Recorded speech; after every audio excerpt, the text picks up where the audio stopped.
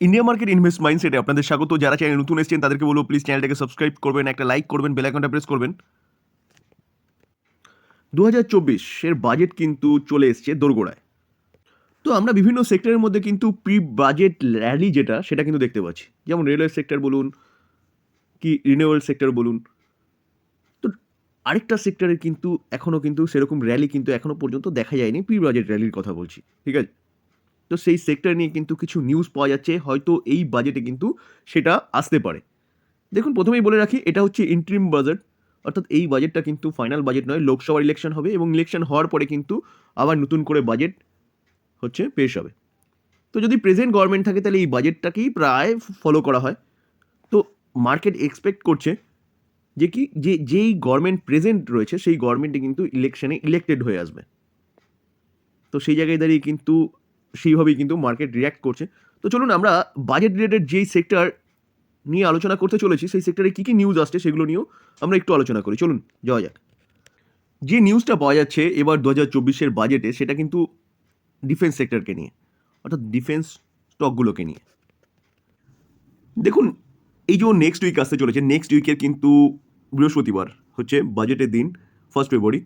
তো সেদিনকে এক্সপেক্ট করা হচ্ছে যে ডিফেন্স সেক্টরের জন্য কিন্তু একটা ভালো হচ্ছে পজিটিভ কিছু আসছেই এই আপকামিং বাজেটে, ঠিক আছে। কারণ আমরা কিন্তু দেখেছি যে প্রিভিয়াস ইয়ারে কিন্তু গভর্নমেন্ট ডিফেন্স সেক্টরের জন্য অনেকটাই বাজেট কিন্তু বাড়িয়েছিল। দেখুন, দেখলে দেখা যাবে কিন্তু FY 23-24 এর জন্য কিন্তু 13% হচ্ছে প্রিভিয়াস ইয়ার থেকে তারা ডিফেন্স সেক্টরের জন্য বাড়িয়েছিল। কেন বাড়িয়েছিল? কারণ ইউক্রেন রাশিয়া যুদ্ধের থেকে কিন্তু শিক্ষা নিয়ে। ইউক্রেন রাশিয়া যুদ্ধের সময় কিন্তু রাশিয়া তো নিজের দিক দিয়ে স্বাবলম্বী ছিল, অস্ত্র দিক দিয়ে, কিন্তু ইউক্রেন ছিল না। ইউক্রেনকে কিন্তু আমেরিকা বলুন, ইউকে বলুন, ফ্রান্স বলুন, জার্মানি বলুন, এদের হচ্ছে দানের উপর ডিপেন্ড করতে হয়েছিল। তো তাদের কাছ থেকে যতক্ষণ না কিছু পাচ্ছিল তারা প্রপারলি অ্যাকশন নিতে পারছিল না। তো সেই জায়গায় দাঁড়িয়ে কিন্তু ভারত তার স্ট্যান্ডটাকে পুরোপুরি চেঞ্জ করেছে।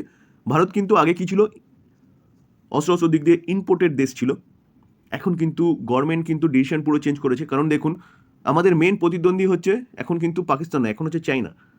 তো চায়না আমাদের দিক দিয়ে কিন্তু অনেকটাই এগিয়ে অস্ত্র দিক দিয়ে। তো সেই জায়গায় দাঁড়িয়ে ভারতকে যদি নিজের অস্ত্র নিজেকে না তৈরি করে তাহলে কিন্তু চায়নার সাথে কম্পিটিশনে পারা যাবে না।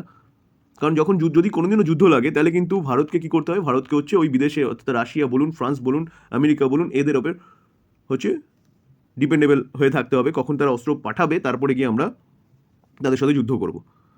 তো সেই জন্যে কিন্তু গভর্নমেন্ট কী করেছে, পুরো ইউক্রেন রাশিয়া যুদ্ধের থেকে কিন্তু একটা শিক্ষা নিয়ে এখন পুরো স্ট্যান্ড চেঞ্জ করেছে এবং গভর্নমেন্ট কিন্তু ভারতীয় যেসব ডিফেন্স সেক্টরের কোম্পানিগুলো রয়েছে সেসব কোম্পানিগুলোকে বুস্ট আপ করছে, আরও নতুনভাবে সাজাচ্ছে।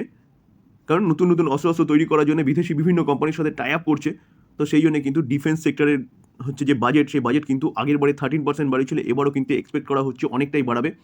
আমরা কিন্তু অলরেডি নভেম্বরে হচ্ছে একটা মানে দেখেছিলাম একটা নিউজে, বা ওটা অফিসিয়ালি, যে কি ডিফেন্স মিনিস্ট্রি থেকে কিন্তু 2.23 লাখ করোড় হচ্ছে একটা কিন্তু অলরেডি প্রপোজাল পাস হয়ে রয়েছে।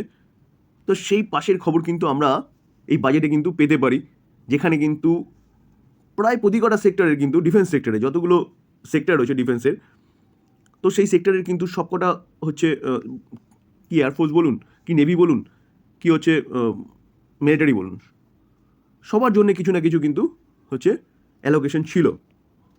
দেখুন, এই আর্টিকেল দেখলে দেখা যাবে যে আমাদের যে প্রধান প্রতিদ্বন্দ্বী বলছি চায়না, সেই চায়নার ডিফেন্স বাজেট কত, $225 বিলিয়ন।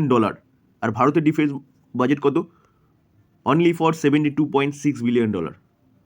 তো সেই জায়গায় দাঁড়িয়ে কিন্তু এটা কিন্তু 2023-24 হচ্ছে ইসে অনুযায়ী কিন্তু বলা হচ্ছে, বাজেট অনুযায়ী। তো সেই জায়গায় দাঁড়িয়ে কিন্তু ভারতের বাজেটকে কিন্তু অনেকটাই বাড়াতে হবে ডিফেন্স সেক্টরে। অ্যাটলিস্ট অনেকটা বাড়াতে হবে বলতে কি, যে অ্যাটলিস্ট তো এই 72টা হচ্ছে কত হবে, 100 মিলিয়ন তো করতে হবে। অবশ্যই 225 মিলিয়ন আমরা করতে পারবো না, আমাদেরকে 100 মিলিয়ন অ্যাটলিস্ট তো যেতে হবে।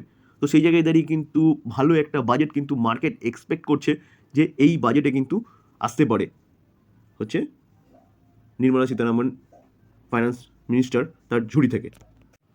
এটা কেন বলছি, কারণ গভর্নমেন্ট অফ ইন্ডিয়ার কিন্তু এখন হচ্ছে উদ্দেশ্য স্পষ্ট, যে কি, যে আত্মনির্ভর হওয়া এবং মেক ইন ইন্ডিয়ার ওপর জোর দেওয়া, ঠিক আছে।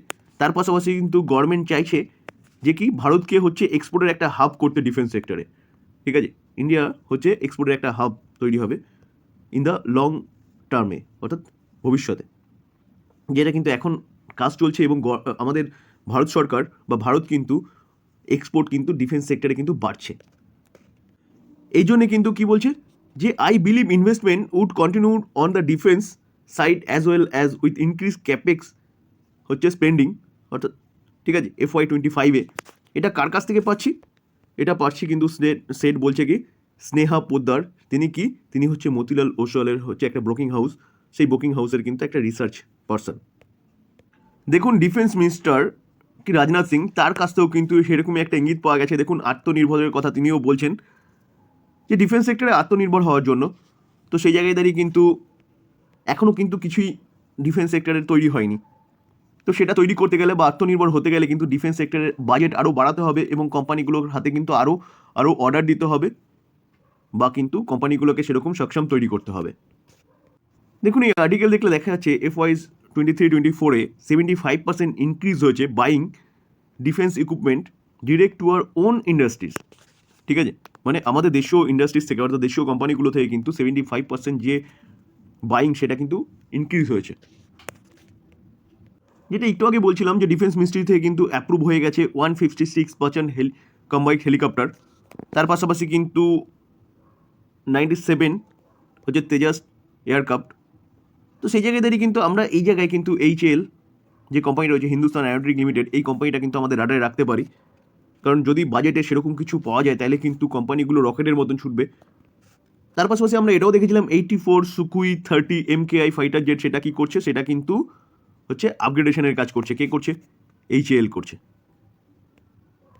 দেখুন শুধু 1.6 লাখ করোড় না, এখানে কিন্তু 1.23 লাখ করোড় হচ্ছে ডিফেন্স একটা জন্যে কিন্তু প্রপোজাল অলরেডি গেছে, যেটা শুধু এয়ারক্রাফট বা হেলিকপ্টারের জন্য নয়, কিন্তু তার পাশাপাশি কিন্তু হচ্ছে মিসাইল বলুন,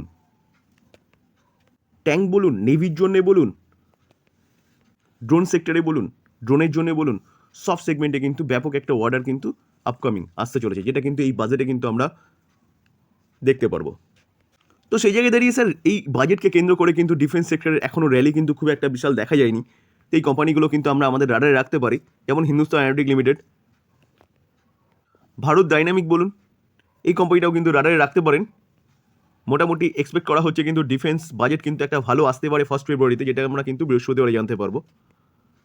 ভারত ইলেকট্রনিক বলুন, কোচিন শিপইয়ার্ড বলুন, মাজাগন শিপ বিল্ডার্স বলুন, এই সব কোম্পানিগুলো কিন্তু আমরা আমাদের রাডারে রাখতে পারি এই ডিফেন্স সেক্টরকে কেন্দ্র করে, কারণ ডিফেন্স বাজেট এই 2024-এ যে বাজেট আসতে চলেছে তাতে কিন্তু ডিফেন্স সেক্টরের কোম্পানিগুলো কিন্তু একটা ভালো বাজেট পেতে চলেছে। তো আরও প্রচুর কোম্পানি রয়েছে, সব কোম্পানি নিয়ে আলোচনা করলাম না।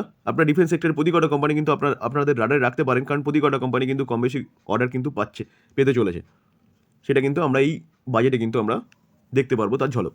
তো এই ছিল আলোচনা। যদি আলোচনাটা ভালো লাগে, যারা চ্যানেল নতুন এসেছেন তাদেরকে বলো প্লিজ চ্যানেলটাকে সাবস্ক্রাইব করবেন, একটা লাইক করবেন, বেল আইকনটা প্রেস করবেন। থ্যাংক ইউ, ভালো থাকবেন।